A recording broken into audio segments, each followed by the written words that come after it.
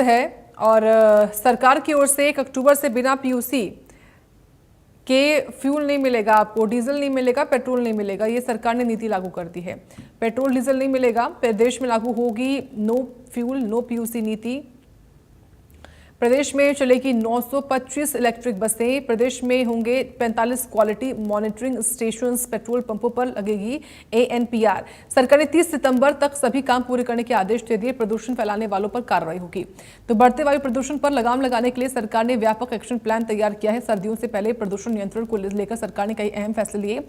1 अक्टूबर से no PUC no fuel नीति लागू होगी, जिसके तहत वैध प्रदूषण प्रमाण पत्र के बिना किसी भी वाहन को पेट्रोल या डीजल नहीं मिलेगा। साथ ही प्रदेश में इलेक्ट्रिक बसों का बड़ा बेड़ा उतारने और एयर क्वालिटी मॉनिटरिंग सिस्टम को मजबूत करने की तैयारी भी शुरू कर दी गई है। मुख्य सचिव अनुराग रस्तोगी ने वायु गुणवत्ता प्रबंधक आयोग की समीक्षा बैठक में सभी संबंधित विभागों को निर्देश दिए हैं कि प्रदूषण नियंत्रण से जुड़े सभी कार्यों को समय रहते पूरा किया जाए। तो नो पीयूसी नो फ्यूल वाला जो दौर है, जो नीति है, वो लागू हो जाएगी 1 अक्टूबर से। ये सरकार का महत्वपूर्ण कदम है ताकि पॉल्यूशन कम हो, प्रदूषण में कमी आ सके। इसके लिए 45 क्वालिटी मॉनिटरिंग स्टेशंस जो हैं वो प्रदेश में होंगे।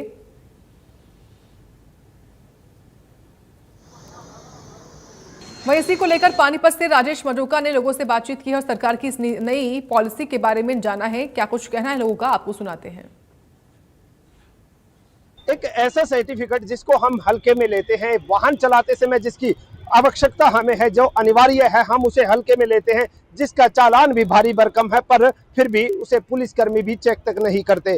तो अब सरकार एक ऐसा नियम लेकर आ रही है, आप अगर वाहन कोई भी चलाते हैं, स्कूटी है, बाइक है या मोटरसाइकिल है, कार है, ट्रक है, बस है, अगर कोई भी आप वाहन चलाते हैं तो इस सर्टिफिकेट की आपको जरूरत पड़ने वाली है, क्योंकि 1 अक्टूबर से सरकार नो पीयूसी नो फ्यूल का एक नियम बनाने वाली है। जो कि आपको मैं दिखा दूं कि आप पेट्रोल पंप पर जैसे ही एंट्री करेंगे, जिस तरह आप देख सकते हैं कि ये बाइकें जिस तरह एंट्री करती हैं, और यहाँ पर जब मशीन के पास आपकी बाइक पहुंचेगी तो आप एक कैमरे के द्वारा आपकी हाई सिक्योरिटी नंबर प्लेट को स्कैन किया जाएगा और उससे आपका यह पता लगाया जाएगा कि आपके वाहन का पोल्यूशन है या नहीं।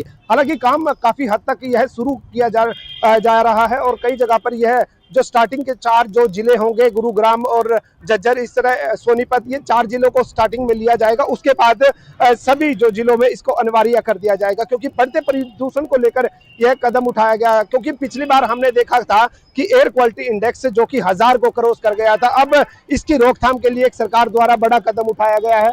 और आप देख सकते हैं कि लोग इसे कितने हल्के में लेते हैं। अमूमन हमने पेट्रोल पंप के बाहर देखा होगा कि प्रदूषण जांच केंद्र बनते हैं, यहीं से वो सर्टिफिकेट जो है इशू होता है, यहीं से वो सर्टिफिकेट जो है बनाया जाता है।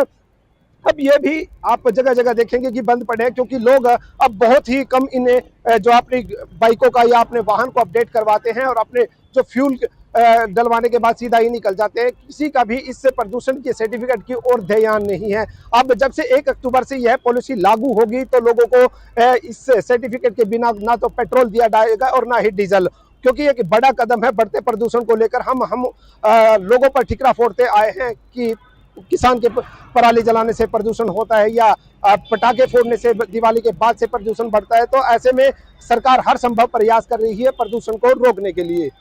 इंडिया न्यूज के लिए पानीपत से राजेश कुमार की रिपोर्ट। और इसी के साथ बुलेटिन में इतना ही। आप देखते रहे इंडिया न्यूज हरियाणा।